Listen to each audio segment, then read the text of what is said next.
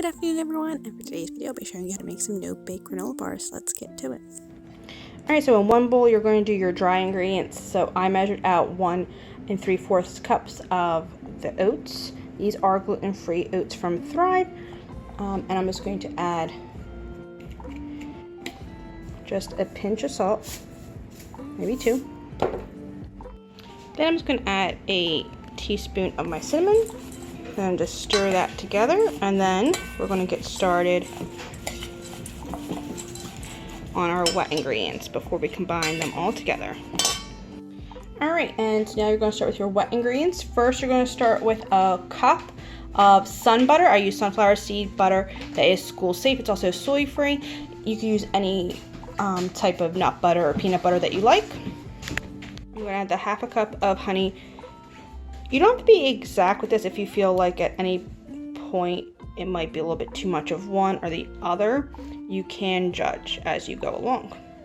And just for a little bit of flavoring, we're going to add a teaspoon of vanilla extract. We're going to give this a stir before we combine all the ingredients together.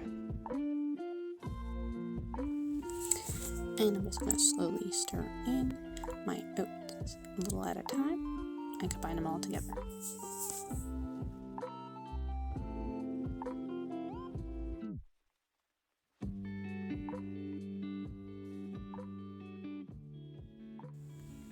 I just had a little bit of honey left over, so I'm just putting the rest in, the remainder in. This is about 2 cups of the add-ons. I'm just going to eyeball it, and I'm using the mini morsels.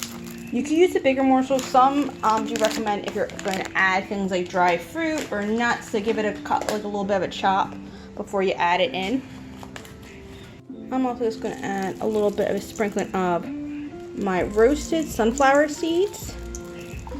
But even with sunflower seeds, even though it is a nut alternative, make sure to check because it can have an allergy warning, like may contain peanuts or tree nuts, meaning it's manufactured in a facility that uses it.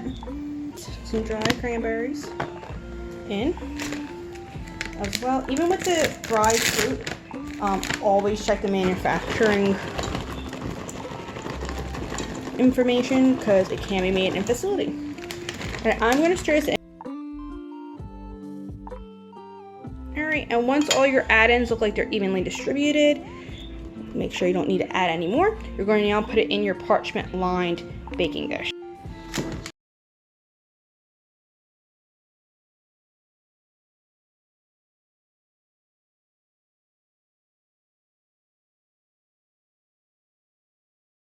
Once it's all evenly distributed in the pan, you're going to refrigerate it for as long as possible, for a couple hours or overnight. Then after it's been refrigerated, this is what it will look like, and then you can start cutting into your bars.